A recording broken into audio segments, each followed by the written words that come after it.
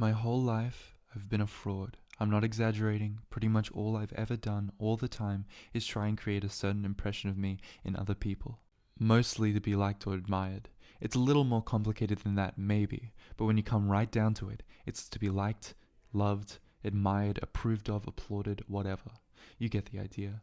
I did well in school, but deep down the whole thing's motive wasn't to learn or improve myself, but just to do well, to get good grades and make sports teams and perform well, to have a good transcript or varsity letters to show people. I didn't enjoy it much because I was always scared I wouldn't do well enough. The fear made me work really hard so I'd always do well and end up getting what I wanted. But then, once I got the best grade, or made All-City, or got Angela Meade to let me put my hand on her breast, I wouldn't feel much of anything, except maybe fear that I wouldn't be able to get it again, the next time or next thing I wanted. I remember being down in the rec room in Angela Meade's basement on the couch and having her let me get my hand up under her blouse and not even really feeling the soft aliveness or whatever of her breast, because all I was doing was thinking, now I'm the guy that Meade let get to second with her.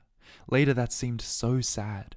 This was in middle school. She was a very big-hearted, quiet, self-contained, thoughtful girl. She's a veterinarian now, with her own practice. And I never even really saw her. I couldn't see anything except who I might be in her eyes. This cheerleader, and probably number 2 or 3 amongst the most desirable girls in middle school that year. She was much more than that. She was beyond all that adolescent ranking and popularity crap. But I never really let her be, or saw her as more. Although I put up a very good front as somebody who could have deep conversations, and really wanted to know and understand who she was inside. Later, I was in analysis. I tried analysis like almost everybody else in their late 20s who'd made some money or had a family or whatever they thought they wanted and still didn't feel like they were happy. A lot of people I knew tried it. It didn't really work. Although it did make everyone sound more aware of their own problems and added some useful vocabulary and concepts to the way we all had to talk to each other to fit in and sound a certain way. You know what I mean. I was in regional advertising at the time in Chicago, having made the jump from media buyer for a large consulting firm, and at only 29 I'd made creative associate. And verily, as they say, I was a fair-haired boy on the fast track, but I wasn't happy at all. Whatever happy means. But of course I didn't say this to anybody, because it was such a cliche. Tears of a Clown, Richard Cory, etc. And the circle of people who seemed important to me seemed much more dry, oblique, and contemptuous of cliches than that.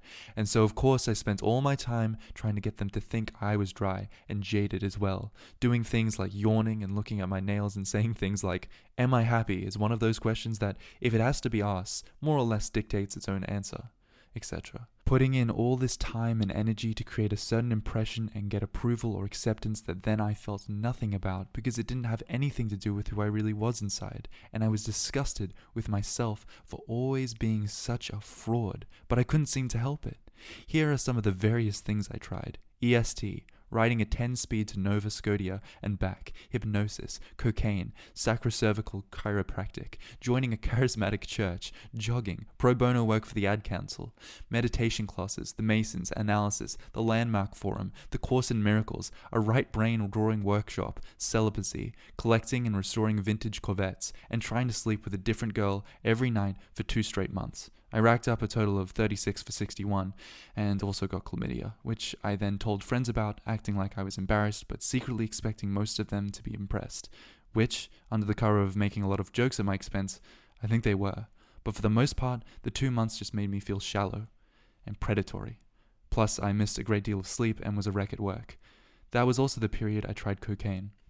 I know this part is boring and probably boring you, by the way, but it gets a lot more interesting when I get to the part where I kill myself and discover what happens immediately after a person dies. In terms of the list, psychoanalysis was pretty much the last thing I tried. The analyst was okay, a big, soft, older guy with a big ginger mustache and a pleasant sort of informal manner. I'm not sure I remember him alive too well. He was a fairly good listener and seemed interested and sympathetic in a slightly distant way. At first I suspected he didn't like me or was uneasy around me. I don't think he was used to patients who were already aware of what their real problem was. He was also a bit of a pill pusher. I balked at trying antidepressants. I just couldn't see myself taking pills to try be less of a fraud. I said that even if they worked, how would I know if it was me or the pills? By that time, time, I already knew I was a fraud. I knew what my problem was. I just couldn't seem to stop. I remember I spent maybe the first 20 times or so in analysis, acting all open and candid, but in reality, sort of fencing with him, or leading him around by the nose, basically showing him that I wasn't just another one of those patients who stumbled in with no clue what their real problem was, or who were totally out of touch with the truth about themselves. When you come right down to it, I was trying to show him that I was at least as smart as he was, and there wasn't much of anything he was going to see about me that I hadn't already seen and figured out. And yet I wanted help, and really was there to try to get help. I didn't even tell him how unhappy I was until 5 or 6 months into the analysis, mostly because I didn't want to seem like just another whining, self-absorbed yuppie. Even though I think even then I was on some level conscious that that's all I really was, deep down. Right from the start, what I liked best about the analysis was that his office was a mess. There were books and papers every place, and usually had to clear things off the chair so I could sit down. There was no couch. I sat in an easy chair, and he sat facing me in his beat-up old desk chair, whose back part had one of those big rectangles or capes of back massage beads attached to it, the same way cabbies often put them on their seat in their cab. This was another thing I liked, the desk chair and the fact that it was a little too small for him. He was not a small guy, so that he had to sit sort of almost hunched with his feet flat on the floor. Or else sometimes he'd put his hands behind his head and lean way back in the chair in a way that made the back portion squeak terribly when it leaned back. There always seems to be something patronizing or a little condescending about somebody crossing their legs when they talk to you, and the desk chair didn't allow him to do this. If he ever crossed his legs, his knee would have gone up around his chin. And yet he had apparently never gone out and gotten himself a bigger or nicer desk chair, or even bothered to oil the medial joint springs to keep the back from squeaking, a noise that I know would have driven me up the wall if it had been my chair, and I had to spend all day in it. I noticed all this almost right away. The little office also reeked of pipe tobacco, which is a pleasant smell. Plus, Dr. Gustafsson never took notes or answered everything with a question or any of the cliché analyst things that would have made the whole thing too horrible to keep going back, whether it even helped or not. The whole effect was a sort of likable, disorganized, laid-back guy, and things in there actually did get better after I realized he probably wasn't going to do anything to make me quit fencing with him, and trying to anticipate all his questions so I could show that I already knew the answer. He was going to get his $65 either way.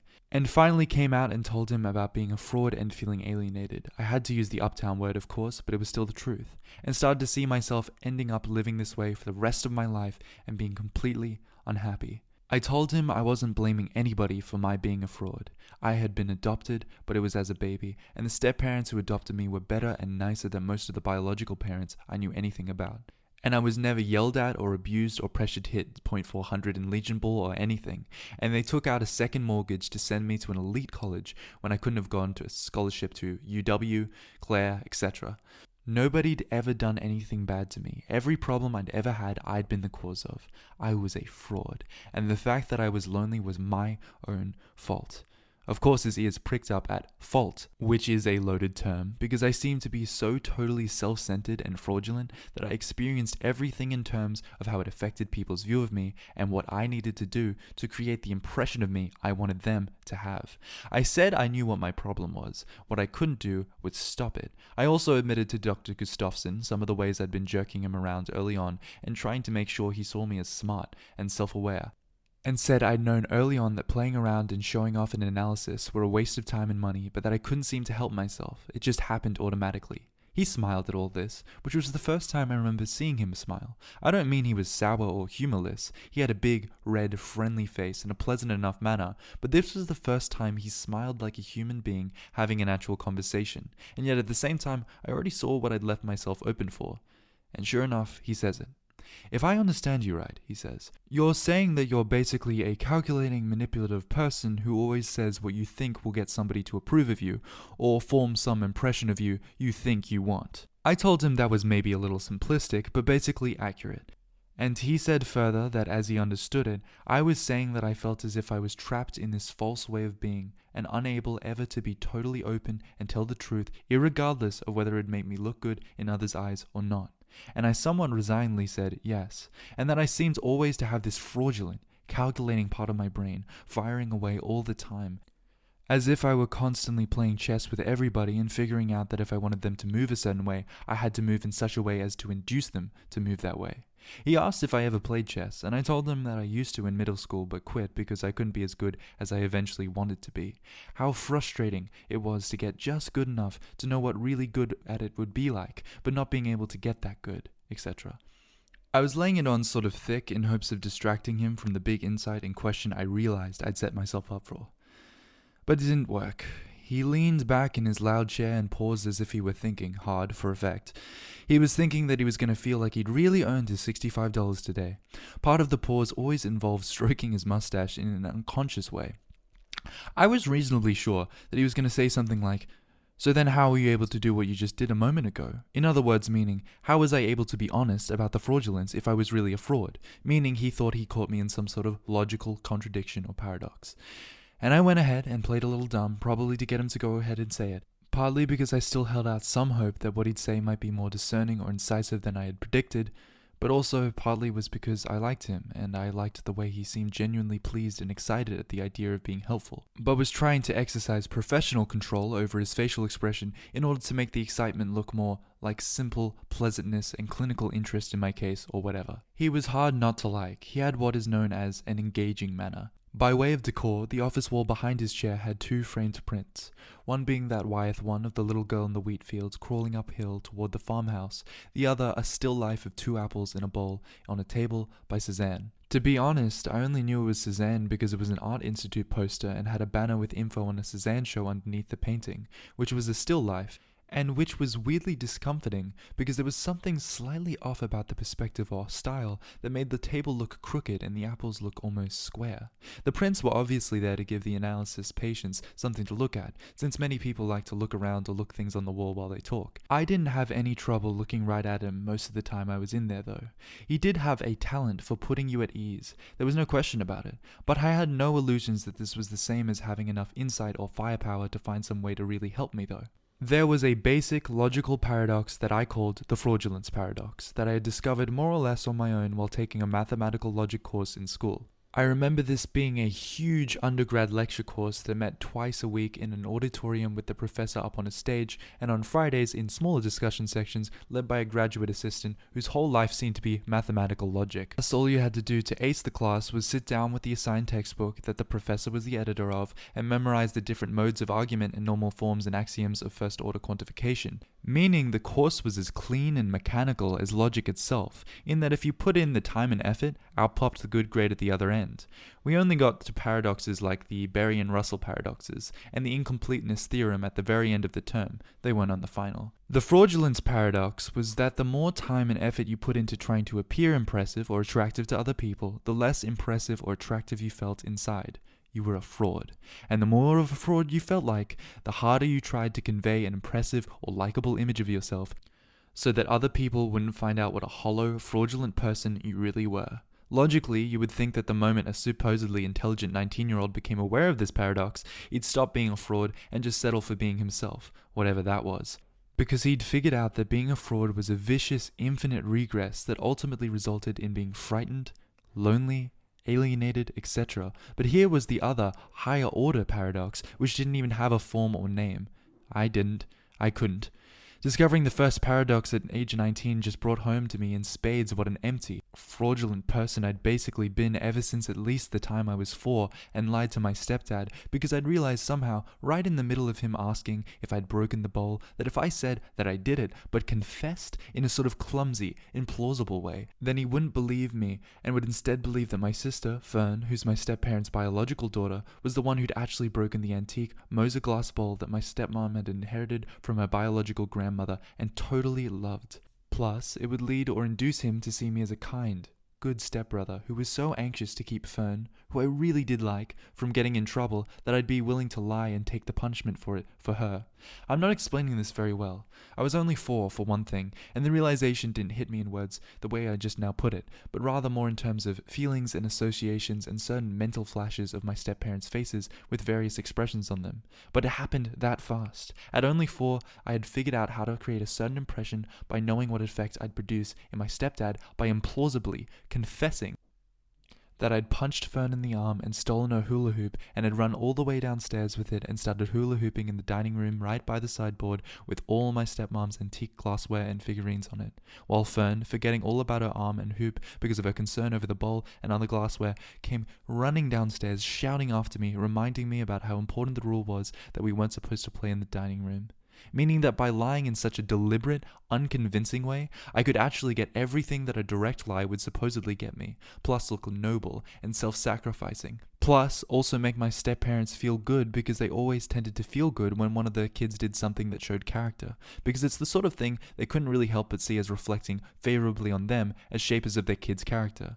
I'm putting all this in such a long, rushing, clumsy way to try to convey the way I remember it suddenly hit me. Looking up at my stepfather's big, kindly face as he held two of the larger pieces of the Moser bowl and tried to look angrier than he really felt. He had always thought the more expensive pieces ought to be kept secure in storage somewhere, whereas my stepmom's view was more like, what was the point of having nice things if you didn't have them out where people could enjoy them? How to appear a certain way and get him to think a certain thing hit me just that fast. Keep in mind, I was only around 4, and I can't pretend it felt bad, realizing it. The truth is, it felt great. I felt powerful, smart. It felt a little like looking at a part of a puzzle you're doing, and you've got a piece in your hand and you can't see where in the larger puzzle it's supposed to go or how to make it fit, looking at all the holes, and then all of a sudden, in a flash, you see, for no reason right then, you could point to or explain to anyone that if you turn the piece this certain way, it will fit, and it does. And maybe the best way to put it is that in that one tiny instant, you feel suddenly connected to something larger and much more of a complete picture the same way the piece is. The only part I neglected to anticipate was Fern's reaction to getting blamed for the bowl and then punished even worse when she continued to deny that she'd been the one playing it in the dining room, and my step-parents' position was that they were even more upset and disappointed about her lying than they were about the bowl, which they said was just a material object and not ultimately important in the large scheme of things. My step-parents spoke this way, and they were people of high ideals and values, humanists. Their big ideal was total honesty in all of the family's relationships. And lying was the worst, most disappointing infraction you could commit in their view as parents. They tended to discipline Fern a little more firmly than they did me, by the way, but this too was an extension of their values. They were concerned about being fair and having me be able to feel that I was just as much as their real child as Fern was, so that I'd feel maximally secure and loved. And sometimes this concern with fairness caused them to bend a little too far over backward when it came to discipline, so that Fern then got regarded as being a liar when she was not, and that must have hurt her more than the actual punishment did. She was only 5 at the time. It's horrible to be regarded as a fraud or to believe that people think you're a fraud or a liar. It's possibly one of the worst feelings in the world. And even though I hadn't really ever had any direct experience with it, I'm sure it must be doubly horrible when you were actually telling the truth and they didn't believe you. I don't think Fern ever quite got over that episode, although the two of us never talked about it afterward, except for one sort of cryptic remark she made over her shoulder when we were both in high school and having an argument about something and Fern was storming out of the house. She was sort of a classically troubled adolescent, smoking, makeup, mediocre grades, dating older guys, etc. Whereas I was the family's fair-haired boy and had a killer GPA and played varsity ball, etc. One way to put it is that I looked and acted much better on the surface than Fern did, although she eventually settled down and ended up going to college and is now doing okay. She's also one of the funniest people on earth, with a very dry, subtle sense of humor. I like her a lot. The point being that this was the start of my being a fraud, although it's not as if the broken bowl episode was somehow the origin or cause of my fraudulence or some kind of childhood trauma that I've never gotten over and had to go into analysis to work out. The fraud part of me was always there, just as the puzzle piece, objectively speaking, is a true piece of the puzzle even before you see how it fits. For a while, I thought that possibly one or the other of my biological parents had been frauds or had carried some type of fraud gene or something, and that I had inherited it. But that was a dead end and there was no way to know, and even if I did, what difference would it make? I was still a fraud and it was still my own unhappiness that I had to deal with. Once again, I'm aware that it's clumsy to put it all this way, but the point is that all of this and more was flashing through my head just in the interval of the small, dramatic pause Dr. Gustafsson allowed himself before delivering his big reductio ad absurdum argument that I couldn't be a fraud if I had just come out and admitted my fraudulence to him just now. I know that you know, as well as I do, how fast thoughts and associations can fly through your head. You can be in the middle of a creative meeting at your job or something and have enough material rush through your head just in the little silences when people are looking over their notes and waiting for the next presentation that it would take exponentially longer than the whole meeting just to try to put a few seconds silence's flood of thoughts into words. This is another paradox, that many of the most important impressions and thoughts in a person's life are ones that flash through your head so fast that fast isn't even the right word. They seem totally different from or outside of the regular sequential clock time that we all live by, and they have so little relation to the sort of linear, one word after another word English we all communicate with, that it could easily take a whole lifetime just to spell out the contents of one split second's flash of thoughts and connections, etc. And yet we all seem to go around trying to use English or whatever language our native country happens to use to try to convey to other people what we're thinking and to find out what they're thinking. And when in fact, deep down, everyone knows it's a charade and that they're just going through the motions. What goes on inside is just too fast and huge and all interconnected for words to do more than barely sketch the outlines of the most tiny little part of any given instant. The internal head speed, or whatever of these ideas, memories, realizations, emotions, and so on, is even faster, by the way, conventionally faster, unimaginably faster when you're dying. Meaning during that vanishing tiny nanosecond between when you technically die and when the next thing happens, so that in reality, that cliche about people's whole life flashing before their eyes as they're dying isn't all that far off. Although the whole life here isn't really a sequential thing, when you're first born, when you're in the crib, and when you're at the plate and Legion Ball, etc. It turns out that that's what people usually mean when they say my whole life, meaning a discrete chronological series of moments that they add up and call their lifetime. It's not really like that. The best way I can think of to try to say it is that it all happens at once. But that at once doesn't really mean a finite moment of sequential time the way we think of time while we're alive. Plus, that what turns out to be the meaning of the term my life isn't even close to what we think we're talking about when we say my life. Words in chronological time create all these total misunderstanding of what's going on at the most basic level, and yet at the same time English is all we have to try and understand it and try to form anything larger or more meaningful and true with anybody else, which is yet another paradox. Dr. Gustafsson, whom I would meet again later and find out that he had almost nothing to do with the big, doughy, repressed guy sitting back against his chair beds in his River Forest office with colon cancer in him already at the time, and him knowing nothing yet except that he didn't feel quite right down there in the bathroom lately, and if he kept on, he'd make an appointment to go in and ask his internist about it. Dr. G would later say that the whole my life flashed before me phenomenon at the end is more like being a whitecap on the surface of the ocean, meaning that it's only at the moment you subside and start sliding back in that you're even really aware that there's an ocean at all. When you're up there and out there as a whitecap, you might talk and act as if you know you're a whitecap on the ocean, but deep down, you don't think there's really an ocean at all. It's almost impossible to. Or like a leaf that doesn't believe in the tree it's part of, etc. There are all sorts of ways to try and express it.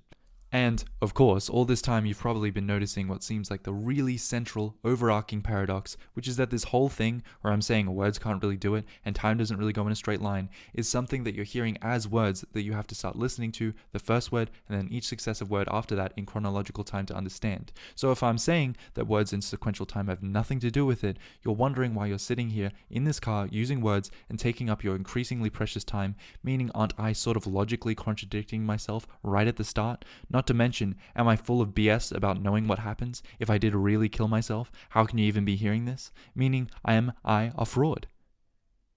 That's okay. It doesn't really matter what you think. I mean, it probably matters to you, or you think it does. That isn't really what I meant by it doesn't matter. What I mean is, it didn't really matter what you think about me. Because despite appearances, this isn't even really about me. All I'm trying to do is sketch out one little part of what it was like before I died. And why I at least thought I did it, so that you'll have at least some idea of why what happened afterward happened and why it had the impact it did on who this is really about. Meaning it's like an abstract or sort of intro, meant to be very brief and sketchy, and yet, of course, look how much time in English it's seeming to take even to say it. It's interesting if you think about it how clumsy and laborious it seems to convey even the smallest thing. How much time would you even say has passed so far? One reason why Dr. Gustafsson would have made a terrible poker player or fraud is that whenever he thought it was a big moment in the analysis, he would always make a production of leaning back in his desk chair, which made that loud sound as the back tilted back and his feet went back on their heels so the soles showed. Although he was very good at making the position look comfortable and very familiar to his body. Like it felt good doing that when he had to think. The whole thing was slightly overdramatic and yet still likable for some reason. Fern, by the way, has reddish hair and slightly asymmetrical green eyes, the kind of green people buy tinted contact lenses to get. and is attractive in a sort of witchy way. I think she's attractive anyway. She's grown up to be a very poised, witty, self-sufficient person, with maybe just the slightest whiff of the perfume of loneliness that hangs around unmarried women around age 30. The fact is that we're all lonely, of course. Everyone knows this. It's almost a cliche. So yet another layer of my essential fraudulence is that I pretended to myself that my loneliness was special. That it was uniquely my fault because I was somehow especially fraudulent and hollow. It's not special at all. We've all got it, in spades. Dead or not, Dr. Gustafsson knew more about this than I, so that he spoke with what came off as a genuine authority and pleasure when he said, maybe a little superficially, given how obvious it was, but if you're constitutionally false and manipulative and unable to be honest about who you really are, Neil being my given name, it was on my birth certificate when I got adopted, how is it that you were able to drop the sparing and manipulation and be honest with me a moment ago? For that's all it had been, in spite of all the English that's been expanded on just to my head's partial contents in the tiny interval between then and now, about who you really are. So it turned out I had been right in predicting what his big logical insight was going to be. And although I played along with him for a while as to not prick his bubble, inside I felt pretty bleak indeed. Because now I knew that he was just going to be as pliable and credulous as everyone else. He didn't appear to have anything close to the firepower I'd need to give me any hope of getting helped out of the trap of fraudulence and unhappiness I'd constructed for myself. Because the real truth was that my confession of being a fraud and of having wasted time sparring with him over the previous weeks in order to manipulate him into seeing me as exceptional and insightful had itself been kind of manipulative. It was pretty clear that Dr. Gustafsson, in order to survive in private practice, could not be totally stupid or obtuse about people, so it seemed reasonable to assume that he'd noticed the massive amount of fencing and general showing off I'd been doing during the first weeks of the analysis, and thus had come to some conclusions about my apparently desperate need to make a certain kind of impression on him. And though it wasn't totally certain, it was thus at least a decent possibility that he'd sized me up as a basically empty, insecure person whose whole life involved trying to impress people and manipulate their view of me in order to compensate for the inner emptiness. It's not as if this is an incredibly rare or obscure type of personality after all, so the fact that I had chosen to be supposedly honest and to diagnose myself aloud was in fact just one more move in my campaign to make sure Dr. Gustafsson understood that as a patient I was uniquely acute and self-aware, and that there was a very little chance he was going to see or diagnose anything about me that I already wasn't aware of, and able to turn to my own tactical advantage in terms of creating whatever image or impression of myself I wanted him to see at that moment. His big supposed insight then, which had its first ostensible first-order point that my fraudulence could not possibly be as thorough and hopeless as I claimed it was, since my ability to be honest with him about it logically contradicted my claim of being incapable of honesty, actually had its larger, unspoken point, the claim that he could discern things about my basic character that I myself could not see or interpret correctly, and thus that he could help me out of my trap by pointing out inconsistencies in my view of myself as totally fraudulent. The fact that this insight that he appeared so coyly pleased and excited about was not only obvious and superficial but also wrong, this was depressing, much the way discovering that somebody is easy to manipulate is always a little depressing. A corollary to the fraudulence paradox is that you simultaneously want to fool everyone you meet, and yet also somehow always hope that you'll come across someone who is your match or equal and can't be fooled. But this was sort of the last straw. I mentioned I tried a whole number of different things that hadn't worked already. So depressing is a gross understatement actually. Plus of course the obvious fact that I was paying this guy for help in getting out of the trap, and he'd just shown me now that he didn't have the mental firepower to do it. So I was now thinking about the prospect of spending time and money driving into River Forest twice a week just to yank the analyst around in ways he couldn't see, so that he'd think that I was actually less fraudulent than I thought I was, and that analysis with him was gradually helping me see this. Meaning that he'd probably be getting more out of it than I would. For me, it would just be fraudulence as usual. However tedious and sketchy all of this is, you're at least getting an idea, I think, of what it was like inside my head. If nothing else, you're seeing how exhausting and solipsistic it is to be like this. And I had been this way my whole life, at least from age 4 onward, as far as I could recall. Of course, it's also a really stupid and egotistical way to be. Of course you can see that. This is why the ultimate and most deeply unspoken point of the analyst's insight, namely, that who and what I believed I was not what I really was at all, which I thought was false, was in fact true. Although not for the reasons that Dr. Gustafsson, who was leaning back in his chair and smoothing his big mustache with his thumb and forefinger while I played dumb and let him feel like he was explaining to me a contradiction I couldn't understand without his help, believed.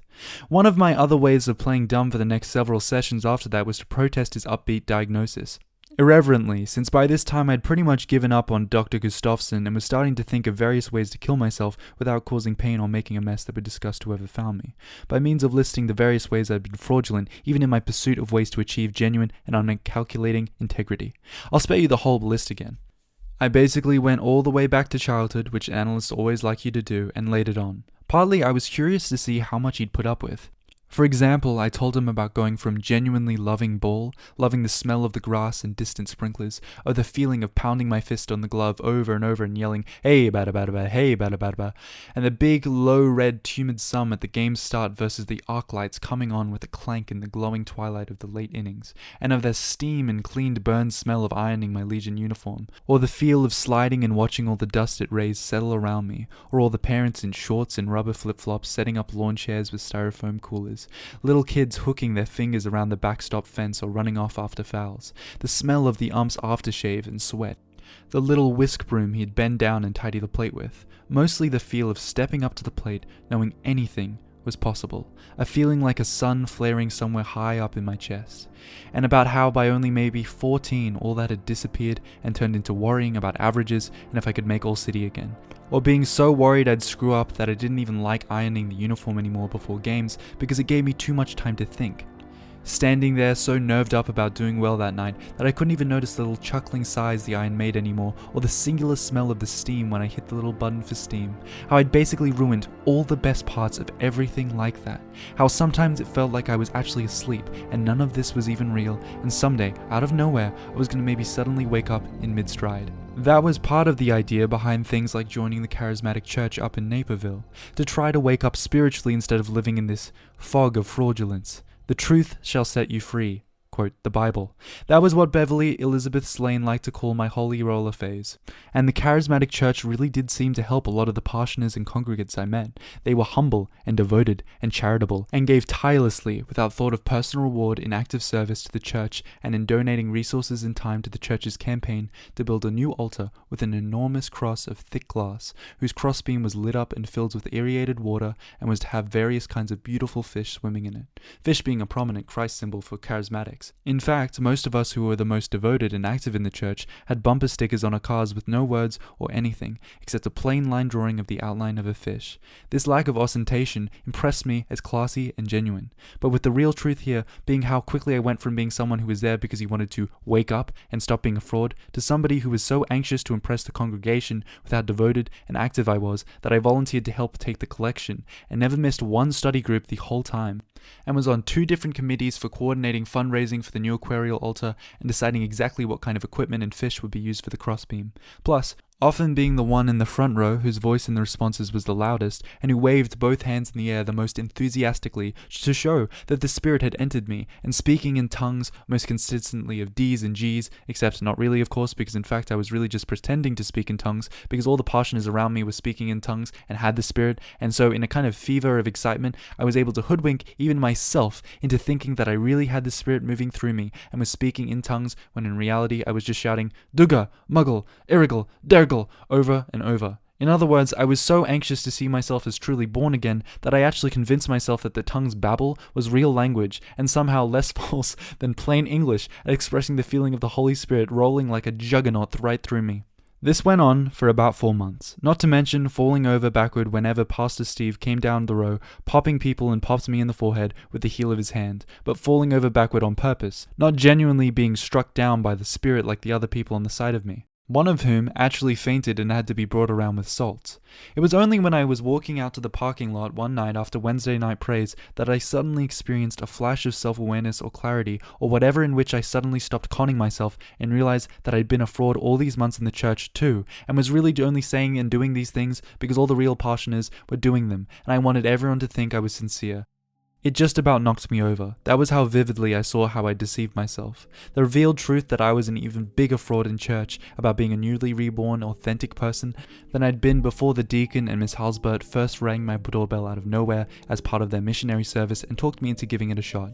Because at least before the church thing, I wasn't conning myself. I'd known that I was a fraud since at least age 19, but at least I'd been able to admit and face the fraudulence directly, instead of BSing myself that I was something I wasn't. All of this was presented in the context of a very long pseudo-argument about fraudulence with Dr. Gustafsson. that would take way too much time to relate to you in detail, so I'm just going to tell you about some of the more garish examples. With Dr. G, it was more in the form of a prolonged multi-session back and forth on whether or not I was a total fraud, during which I got more and more disgusted with myself for even playing along. By this point in the analysis, I'd pretty much decided he was an idiot, or at least very limited in his insights into what was really going on with people. There was also the blatant issue of the mustache, and him always playing with it. Essentially, he saw what he wanted to see, which was the sort of person I could practically eat for lunch in terms of creating whatever ideas or impressions of me I wanted. For instance, I told him about the periods of trying jogging, during which I seemed never to fail to have to increase my pace and pump my arms more vigorously whenever someone drove by or looked up from his yard, so that I ended up with bone spurs and eventually had to quit altogether. Or spending at least 2 or 3 sessions recounting the example of the introductory meditation class at the Downers Grove Community Center that Melissa Betts of Settlement Dom got me to take, at which through sheer force of will, I'd always force myself to remain totally still with my legs crossed and back perfectly straight long after all the other students had given up and fallen back on their mats, shuddering and holding their heads. Right from the first class meeting, even though the small, brown instructor had told us to shoot for only 10 minutes of stillness at the outset because most Westerners' minds could not maintain more than a few minutes of stillness and mindful concentration without feeling so restless and ill at ease that they couldn't stand it, I always remained absolutely still and focused on breathing my prana with my lower diaphragm longer than any of them, sometimes for up to 30 minutes, even though my knees and lower back were on fire, and I had what felt like swarms of insects all over my arms and shooting out of the top of my head. And Master Gurpreet, although he kept his facial expression inscrutable, gave me a deep and seemingly respectful bow and said that I sat almost like a living statue of mindful repose, and that he was impressed. The problem was that we were all supposed to continue practicing our meditation on our own home between classes, and when I tried to do it alone, I couldn't seem to sit still and follow my breath for even more than a few minutes before I felt like crawling out of my skin and had to stop. I could only sit and appear quiet and mindful and withstand the unbelievable restless and horrible feelings when all of us were doing it together in the class. Meaning only when there were other people to make an impression on. And even in class, the truth was that I was often concentrating not so much on following my prana, as on keeping totally still and in the correct posture and having a deeply peaceful and meditative expression on my face in case anyone was cheating and had their eyes open and was looking around. Plus also to ensure that Master Gurpreet would continue to see me as exceptional and keep addressing me by what became sort of his class nickname for me, which was the statue. Finally, in the final few class meetings, when Master Gurpreet told us to sit still and focus only for as long as we comfortably could, and then waited almost an hour before finally hitting his small bell with the little silver thing to signal the period of meditation's end, only I and an extremely thin, pale girl who had her own meditation bench that she brought to her class were able to sit still and focus for the whole hour, although at several different points I get so cramped and restless with what felt like a bright blue fire going up my spine and shooting invisibly out of the top of my head as blobs of color exploded over and over again behind my eyelids, that I thought I was going to jump up screaming and take a header right out of the window. And at the end of the course, when there was an opportunity to sign up for the next session, which was called Deepening the Practice, Master Gurpreet presented several of us with different honorary certificates. And mine had my name and the date and was inscribed in black calligraphy, Champion Meditator, Most Impressive Western Student, the statue. It was only after I fell asleep that night, I'd finally sort of compromised and told myself I was practicing the meditative discipline at home by laying down and focusing on following my breathing very closely as I fell asleep, and it did turn out to be a phenomenal sleep aid. And while I was asleep, I had that dream about the statue in the commons and realized that Master Gurpreet had actually, in all likelihood, seen right through me the whole time, and that the certificate was in reality a subtle rebuke or joke at my expense. Meaning he was letting me know that he knew I was a fraud, and not even coming close to actually quietening my mind's ceaseless conniving about how to impress people in order to achieve mindfulness and honor my true inner self. Of course, what he seemed not to have divined was that in reality I actually seemed to have no true inner self, and that the more I tried to be genuine, the more empty and fraudulent I ended up feeling inside, which I told nobody about until my Stabbit analysis with Dr. Gustafsson. In the dream, I was in the town commons in Aurora, over near the Pershing Tank Memorial by the clock tower, and what I'm doing in the dream is sculpting an enormous marble or granite statue of myself, using a huge iron chisel and a hammer the size of those ones they give you to try and hit the bell at the top of the big thermometer-like thing at carnivals. And when the statue's finally done, I put it up on a big bandstand or platform and spend all of my time polishing it and keeping birds from sitting on it or doing their business on on it, and cleaning up litter and keeping the grass neat all around the bandstand. And in the dream my whole life flashes by like that. The sun and moon go back and forth across the sky like windshield wipers over and over. And I never seem to sleep or eat or take a shower. The dream takes place in dream time as opposed to waking chronological time, meaning I'm condemned to a whole life of being nothing but a sort of custodian to the statue. I'm not saying it was subtle or hard to figure out. Everybody from Fern, Master Gurpreet, the anorexic girl with her own bench, and Ginger Manley, to people from the firm and some of the media reps we bought time from. I was still a media buyer at this time, all walked by. Some several times. At one point, Melissa Betts and her new fiancé even spread out a blanket and have a sort of little picnic in the shade of the statue. But none of them ever look over or say anything. It's obviously another dream about fraudulence. Like the dream where I'm supposedly a big pop star on stage, but all I really do is lip sync to one of my step-parents' old mamas and papas records that's on a record player just off stage. And somebody whose face I can't ever look over long enough to make out keeps putting his hand in the area of the record as if he's going to make it skip or scratch, and the whole dream makes my skin crawl. These dreams were obvious. They were warnings from my subconscious that I was hollow and a fraud, and it was only a matter of time before the whole charade fell apart. Another of my stepmother's treasured antiques was a silvered pocket watch of her maternal grandfather's, with the Latin Respice Finim inscribed on the inside of the case. It wasn't until after she passed away and my stepfather said she wanted me to have it that I bothered to look up the term. After which, I'd gotten the same sort of crawly feeling as with Master Gurpreet's certificate. Much of the nightmarish quality of the dream about the statue was due to the way the sun raced back and forth across the sky, and the speed with which my whole life blew by like that in the Commons. It was obviously also my subconscious enlightening me as to the meditation's instructors having seen through me the whole time. After which I was too embarrassed even to get up and try and refund the deepening the practice class, which there was now no way I felt like I could show up for, even though at the same time I also had fantasies about Master Gurpreet becoming my mentor or guru and using all kinds of inscrutable Eastern techniques to show me the way to meditate myself into having a true self, etc., etc. I'll spare you any more examples. For instance, I'll spare you the literal countless examples of my fraudulence with girls, with the ladies as they say. In just about every dating relationship I ever had, or the almost unbelievable amount of fraudulence and calculation involved in my career, not just in terms of manipulating the consumer and manipulating the client into trusting that your agency's ideas are the best way to manipulate the consumer, but in the inter-office politics of the agency itself, like for example in sizing up what sort of things your superiors want to believe, including the belief that they're smarter than you, and that's why they're your superior, and then giving them what they want, but doing it just subtly enough that they never get a chance to view you as a sycophant or yes man, which they want to believe they do not really want, but instead see you as a tough-minded, independent thinker who from time to time bows to the weight of their superior intelligence and creative firepower, etc. The whole agency was one big ballet of fraudulence and of manipulating people's images of your ability to manipulate images, a virtual hall of mirrors. And I was good at it. Remember, I thrived there. It was the sheer amount of time Dr. Gustafsson spent touching and smoothing his mustache that indicated he wasn't aware of doing it, and in fact was subconsciously reassuring himself that it was still there. It's not an especially subtle habit in terms of insecurity, since after all, facial hair is known as a secondary sex characteristic, meaning what he was really doing was subconsciously reassuring himself that something else was still there, if you know what I mean. This was some of why it was no real surprise when it turned out that the overall direction he wanted the analysis to proceed in involved issues of masculinity, and how I understood my masculinity, my manhood, in other words. This also helped explain everything from the lost female crawling and two testicle-shaped objects that looked like deformed prints on the wall, to the little African or Indian drum things and little figurines, with sometimes exaggerated sex characteristics on the shelf over his desk.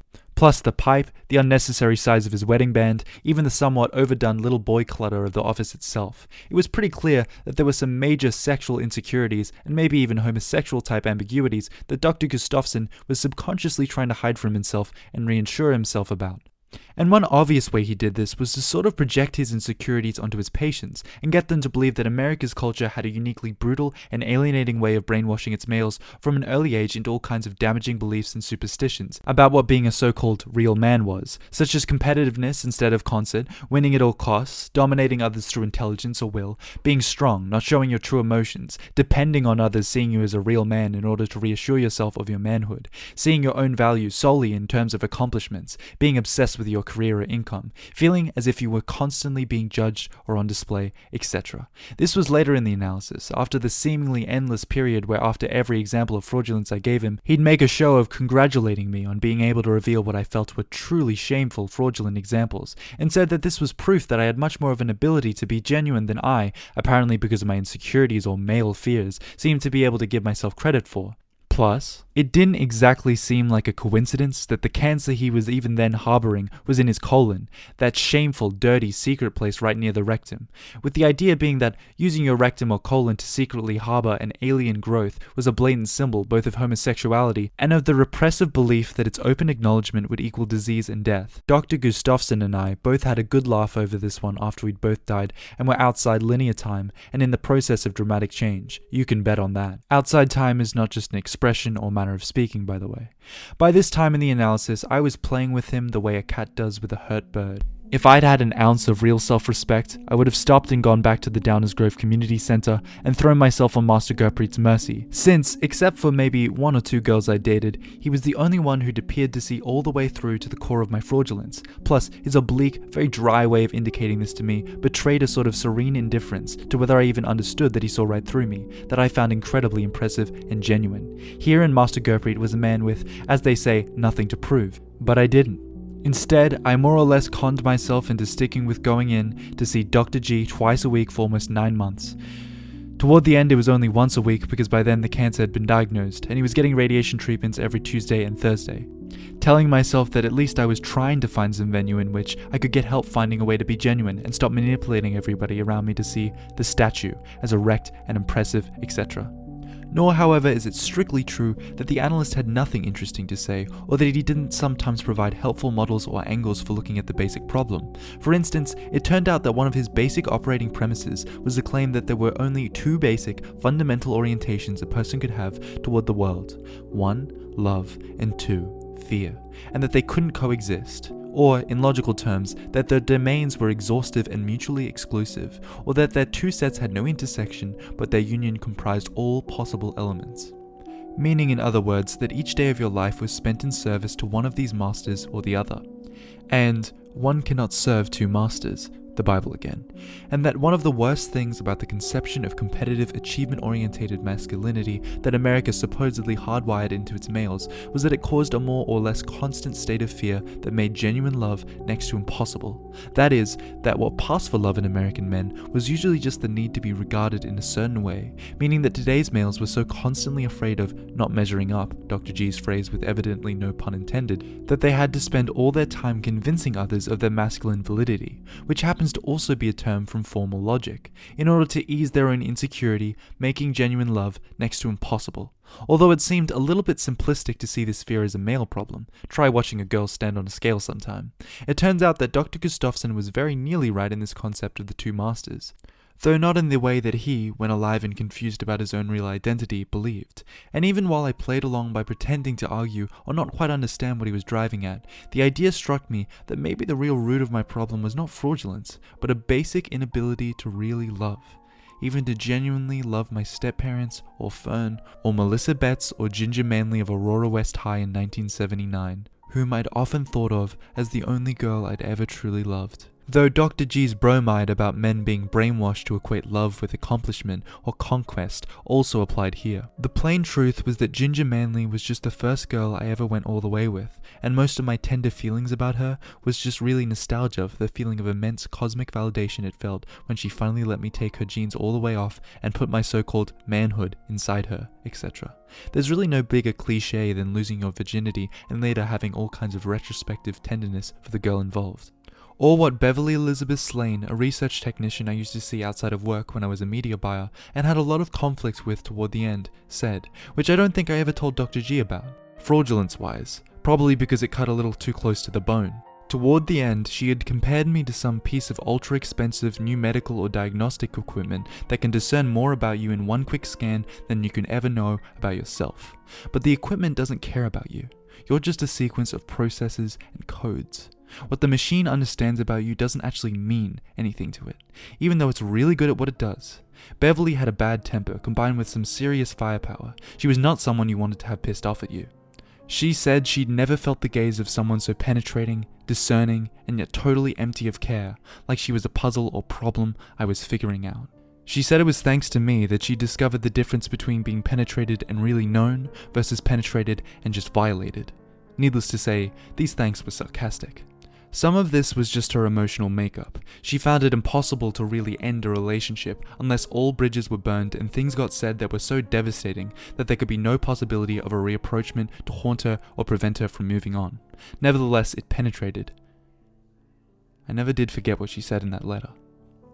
Even if being fraudulent and being unable to love were in fact ultimately the same thing, a possibility that Dr. Gustafsson never seemed to consider no matter how many times I set him up to see it, being unable to really love was at least a different model or lens through which to see the problem. Plus, initially, it seemed like a promising way of attacking the fraudulence paradox in terms of reducing the self-hatred part that reinforced the fear and the consequent drive to try to manipulate people into providing the very approval I denied myself. Dr. G's term for approval was validation. This period was pretty much the zenith of my career in analysis, and for a few weeks, during a couple of which I actually didn't see Dr. Gustafsson at all, because some sort of complication in his illness required him to go into the hospital, and when he came back he appeared to have lost not only weight but some kind of essential part of his total mass, and no longer seemed too large for his old desk chair, which still squeaked but now not as loudly. Plus, a lot of the clutter and papers had been straightened up and put in several brown cardboard banker boxes against the wall under the two sad prints. And when I came back in to see him, the absence of mess was especially disturbing and sad for some reason. It was true that I felt some of the first genuine hope I'd had since the early, self-deluded part of the experiment with Naperville's Church of the Flaming Sword of the Redeemer. And yet, at the same time, these weeks also led more or less directly to my decision to kill myself, although I'm going to have to simplify and linearize a great deal of interior stuff in order to convey to you what actually happened. Otherwise, it would take an almost literal eternity to recount it. We've already agreed about that. It's not that words or human language stop having any meaning or relevance after you die, by the way. It's more the specific, one after the other, temporal offering of them that does, or doesn't. It's hard to explain. In logical terms, something expressed in words will still have the same cardinality, but no longer the same ordinality. All the different words are still there, in other words, but it's no longer a question of which one comes first. Or you could say it's no longer the series of words, but now more like some limit toward which the series converges. It's hard not to want to put it in logical terms, since they're the most abstract and universal, meaning that they have no connotation. You don't feel anything about them. Or maybe imagine everything anybody on Earth ever said or even thought to themselves all getting collapsed and exploding into one large, combined, instantaneous sound. Although instantaneous is a little misleading, since it implies other instants before and after, and it isn't really like that. It's more like the sudden internal flash when you see or realize something. A sudden flash or whatever of epiphany or insight. It's not just that it happens way faster than you could break the process down and arrange it into English, but that it happens on a scale in which there isn't even time to be aware of any sort of time at all in which it's happening. The flash. All you know is that there's a before and an after, and afterward you're different. I don't know if that makes sense. I'm just trying to give it to you from several different angles. It's all the same thing. Or you could think of it as being a certain configuration of light, then a word sum or series of sounds to afterward, which is in fact true. Or as a theorem's proof, because if a proof is true, then it's true everywhere and all the time, not just when you happen to say it. The thing is that it turns out that logical symbolism really would be the best way to express it, because logic is totally abstract and outside what we think of as time. It's the closest thing to what it's really like. That's why it's the logical paradoxes that really drive people nuts. A lot of history's great logicians have ended up killing themselves. That is a fact. And keep in mind this flash can happen anywhere at any time. Here's the basic Berry paradox, by the way. If you might want an example of why logicians with incredible firepower can devote their whole lives to solving these things and still end up beating their heads against the wall. This one has to do with big numbers, meaning really big, past 1 trillion, past 10 to the trillion, way up there. When you get way up there, it takes a while even to describe numbers this big in words. The quantity 1,403,000,000,000 to the trillionth power takes 20 syllables to describe, for example. You get the idea. Now, even higher up, there are these huge cosmic scale numbers. Imagine now the very smallest number that can't be described in under 22 syllables. The paradox is that the very smallest number that can't be described in under 22 syllables, which of course is itself a description of this number, only has 21 syllables in it, which of course is under 22 syllables. So now what are you supposed to do? At the same time, what actually led to it in casual terms occurred during maybe the 3rd or 4th week that Dr. G was back seeing patients after his hospitalization.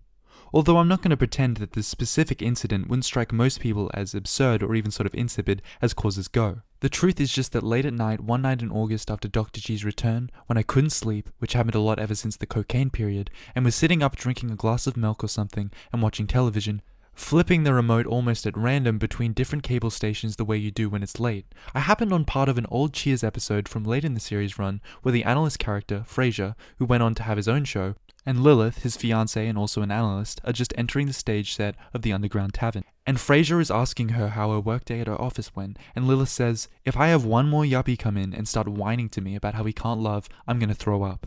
This line got a huge laugh from the show's studio audience, which indicated that they, and so by demographic extension the whole nation audience at home as well, recognized what a cliche and melodramatic type of complaint the inability to love concept was. And, sitting there, when I suddenly realized that I once again had managed to con myself, this time into thinking that this was a truer or more promising way to conceive of the problem of fraudulence, and, by extension, that I'd also somehow deluded myself into almost believing that poor old Dr. Gustafsson had anything in his mental arsenal that could actually help me, and that the real truth was probably more that I was continuing to see him partly out of pity and also partly so I could pretend to myself that I was taking steps to becoming more authentic, when in fact all I was doing was jerking a gravely ill shell of a guy around and feeling superior to him because I was able to analyze his own psychological makeup so much more accurately than he could analyze mine. The flash of realizing all this at the very same time that the huge audience laugh showed that nearly everybody in the United States had probably already seen through the complaint's inauthenticity as long ago as whenever the episode had originally run. All this flashed through my head in the tiny interval it took to realize what I was watching and to remember who the characters of Frasier and Lilith even were, meaning maybe half a second lost at most, and it more or less destroyed me. That's the only way I can describe it. As if whatever hope of any way out of the trap I'd made for myself had been blasted out of midair or laughed off the stage. As if I were one of those stock comic characters who is always the butt of the joke, but also the only person not to get the joke. And in sum, I went to bed feeling as fraudulent, befogged, hopeless, and full of self-contempt as I'd ever felt. And it was the next morning after that I woke up having decided I was going to kill myself and end the whole farce. As you probably recall, Cheers was an incredibly popular series, and even in syndication, its metro numbers were so high that if a local advertiser were to buy some time on it, the slots cost so much that you pretty much had to build his whole local strategy around those slots. I'm compressing a huge amount of what took place in my psyche that next to last night, all the different realizations and conclusions I reached as I lay there in bed, unable to sleep or even move. No single series line or audience laugh is in of itself going to constitute a reason for suicide, of course, although to you I imagine it probably doesn't seem all that compressed at all. You're thinking, here's this guy going on and why doesn't he get to the part where he kills himself and explain or account for the fact that he's sitting right here next to me in a piece of high-powered machinery telling me all this if he died in 1991. Which in fact I knew I would from the moment I first woke up. It was over. I decided to end the charade. After breakfast, I called in sick to work and stayed home the whole day by myself. I knew that if I was around anyone, I'd automatically lapse into fraudulence. I had decided to take a whole lot of Benadryl, and then just as I got really sleepy and relaxed, I'd get the car up to top speed on a rural roadway out in the extreme west suburbs and drive it head-on into a concrete bridge abutment. Benadryl makes me extremely foggy and sleepy. It always has. I spent most of the morning on letters to my lawyer and CPA and brief notes to my creative head and managing partner who had originally brought me aboard at Sam Eddy and Shane. Our creative group was in the middle of some very ticklish campaign preparations, and I wanted to apologize for in any way leaving them in the lurch. Of course, I didn't really feel all that sorry. Sam Eddy and Shane was a ballet of fraudulence, and I was well out of it. The note was probably ultimately just so that the people who really mattered at S&C would be more apt to remember me as a decent, conscientious guy who it turned out was maybe just a little too sensitive and tormented by his personal demons. Almost too good for this world, is what I seemed to be unable to keep from fantasizing a lot of them saying after news of it came through. I did not write Dr. Gustafsson a note. He had his own share of problems. And I knew that in the note I'd spend a lot of time trying to seem as if I was being honest, but really just dancing around the truth, which was that he was a deeply repressed homosexual or androgyne and had no real business charging patients to let him project his own maladjustments onto them.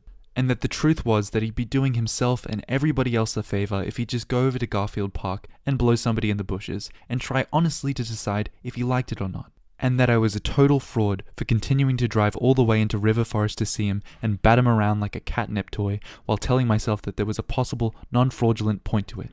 All of which, of course, even if they weren't dying of colon cancer right in front of you, you still could never actually come out and say to somebody, since certain truths might as well destroy them, and who has that right? I did spend almost 2 hours before taking the first of the Benadryl composing a handwritten note to my sister Fern. In the note, I apologized for whatever pain my suicide and my fraudulence or inability to love that had precipitated it might cause her and my stepdad, who was still alive and well and now lived in Marin County, California, where he taught part-time and did community outreach with Marin County's homeless.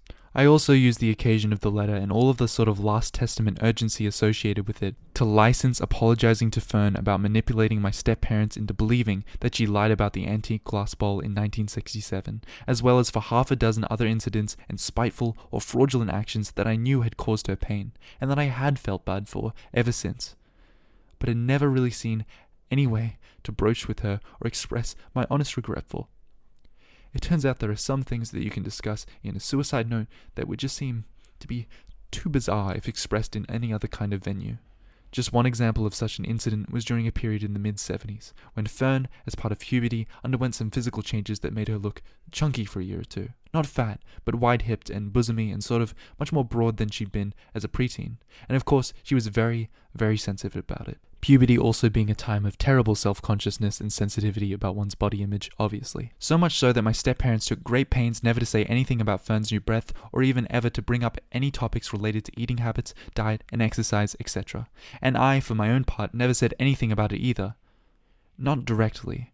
But I had worked out all kinds of very subtle and indirect ways to torment Fern about her size in such a way that my step-parents never saw anything, and I could never really be accused of anything that I couldn't then look all around myself with a shocked, incredulous facial expression, as if I had no idea what she was talking about, such as just a quick raise of the eyebrow when her eyes met mine as she was having a second helping at dinner, or a quick, little quiet, "You sure you can fit into that?" when she came home from the store with a new skirt. The one I still remembered the most vividly involved the second-floor hall of our house, which was in Aurora and was a 3-story home, including the basement. But not all that spacious or large, meaning a skinny 3-decker like so many you always see crammed together along residential streets in Naperville and Aurora.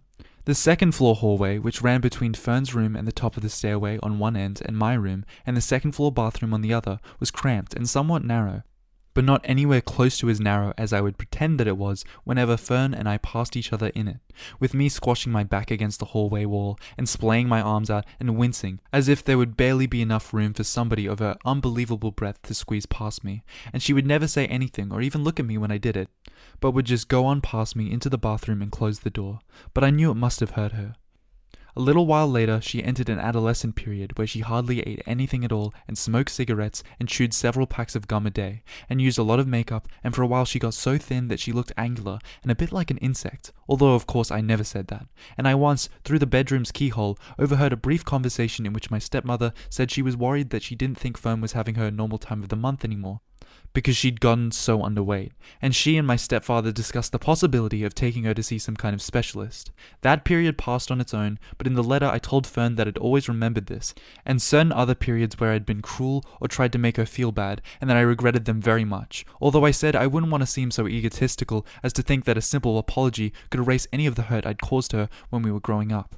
On the other hand, I also assured her that it wasn't as if I'd gone around for years carrying excessive guilt or blowing these incidents out of all proportion. They were not life-altering traumas or anything like that, and in many ways, they were probably all too typical of the sorts of cruelties that kids tend to inflict on each other growing up.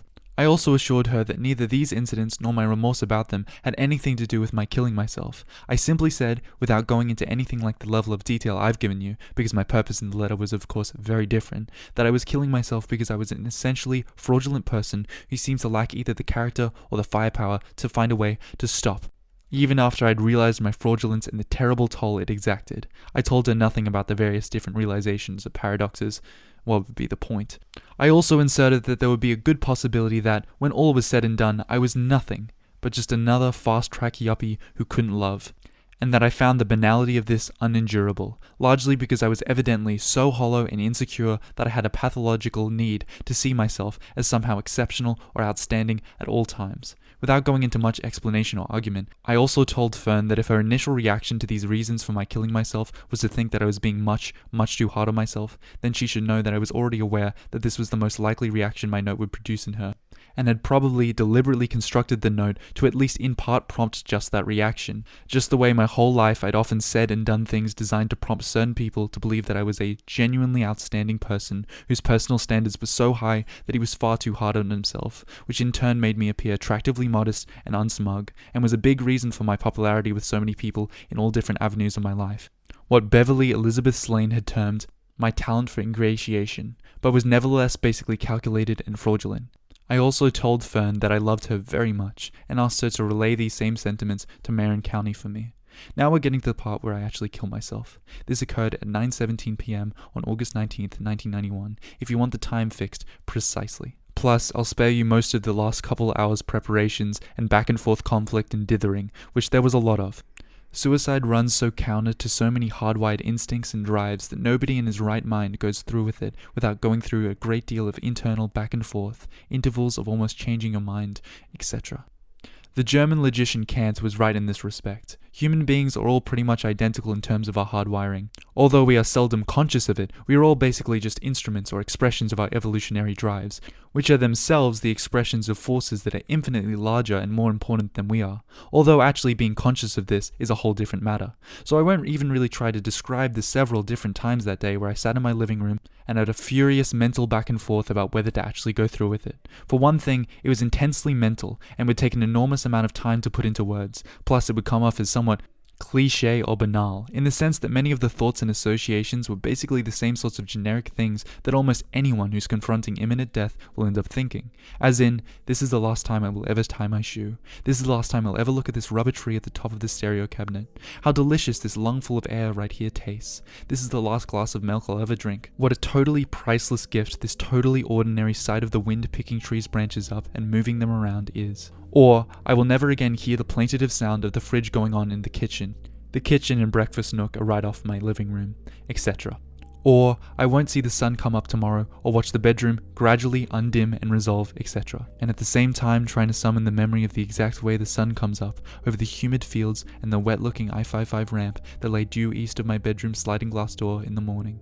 It had been a hot, wet August, and if I went through with killing myself, I wouldn't ever get to feel the incremental cooling and drying that starts here around mid-September, or to see the leaves turn or hear them rustle along the edge of the courtyard outside S&C's floor of the building on S. Dearborn, or see snow or put a shovel and a bag of sand in the trunk, or bite into a perfectly ripe, ungrainy pear, or put a piece of toilet paper on a shaving cut, etc.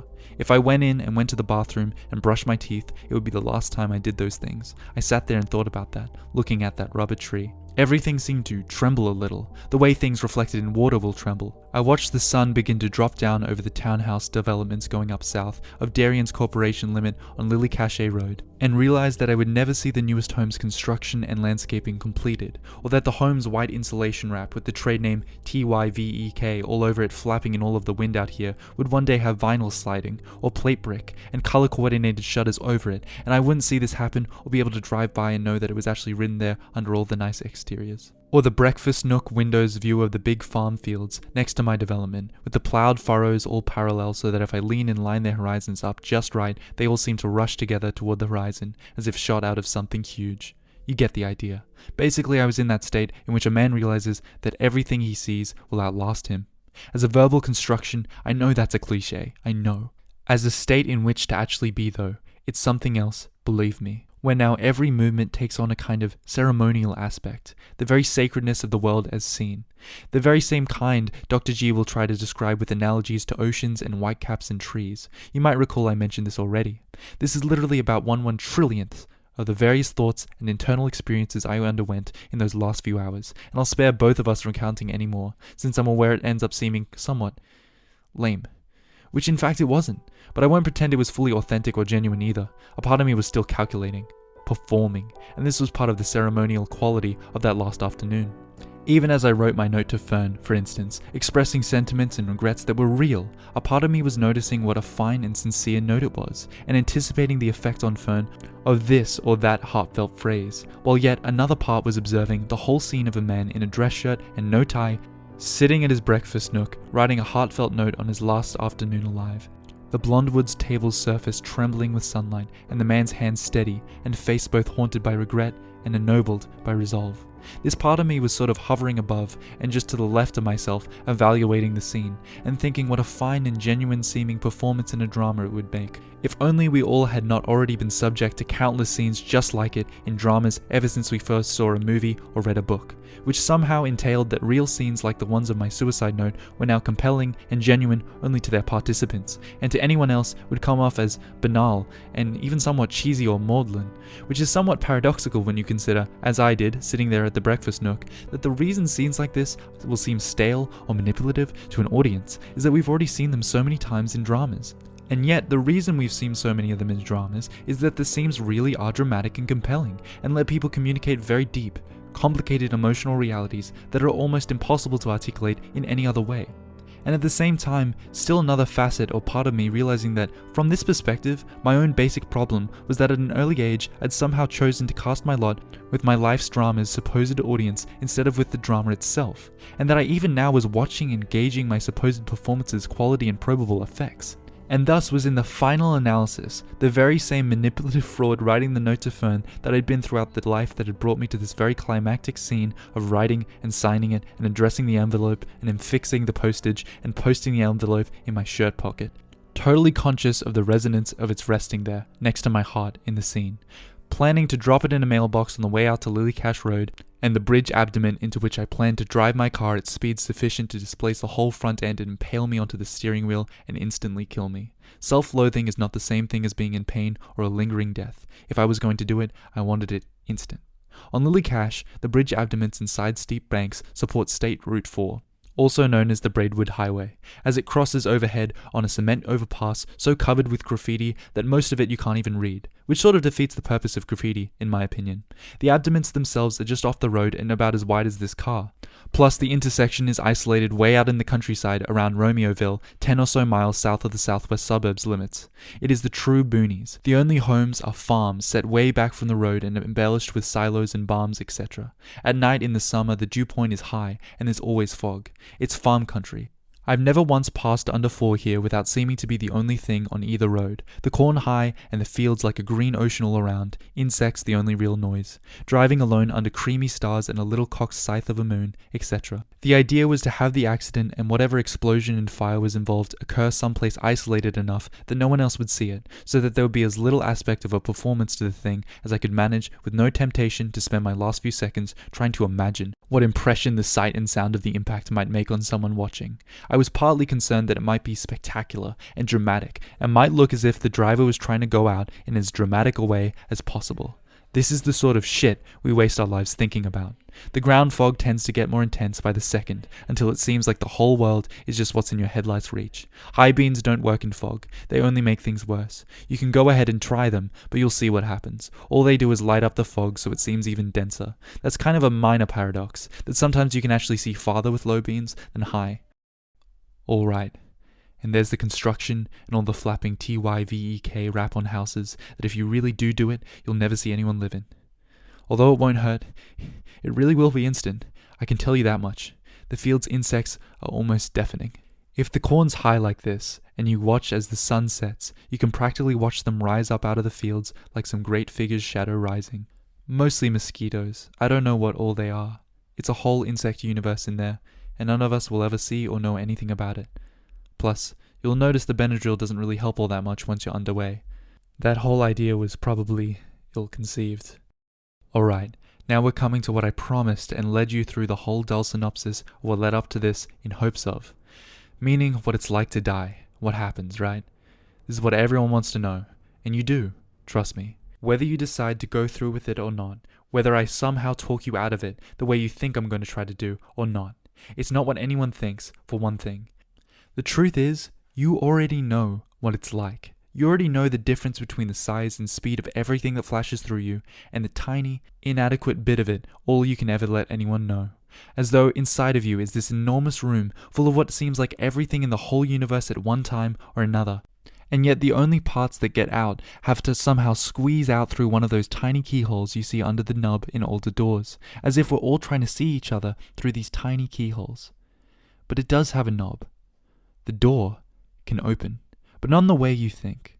But what if you could? Think for a second. What if all the infinitely dense and shifting worlds of stuff inside you every moment of your life turned out now to be somehow fully opened and expressible afterward, after what you think of you has died?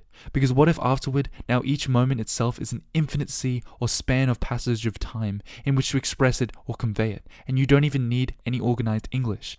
You can, as they say, open the door and be in anyone else's room in all your own multiform forms and ideas and facets. Because listen, we don't have much time. Here's where Lily Cash slopes slightly down and the banks start getting steep, and you can make out the outlines of the unlit sign for the farm stand that's never open anymore, the last sign before the bridge. So listen. What exactly do you think you are? The millions and trillions of thoughts, memories, juxtapositions, even crazy ones like this you're thinking that flash through your head and disappear. Some sum or remainder of these. Your history. Do you know how long it has been since I told you I was a fraud? Do you remember you were looking at the Respisim watch hanging from the rear view and seeing the time 9:17? What are you looking at right now? Coincidence? What if no time had passed at all? The truth is, you've already heard this. That this is what it's like. That it's what makes room for the universes inside you. All the endless, inbent fractals of connection and symphonies of different voices. The infinities you can never show another soul. And you think it makes you a fraud. The tiny fraction anyone else ever sees. Of course you're a fraud. Of course what people see is never you. And of course you know this. And of course you try to manage what part they see if you know it's only part. Who wouldn't? It's called free will, Sherlock. But at the same time, it's why it feels so good to break down and cry in front of others, or to laugh, or speak in tongues, or chant in Bengali. It's not English anymore. It's not getting squeezed through any hole.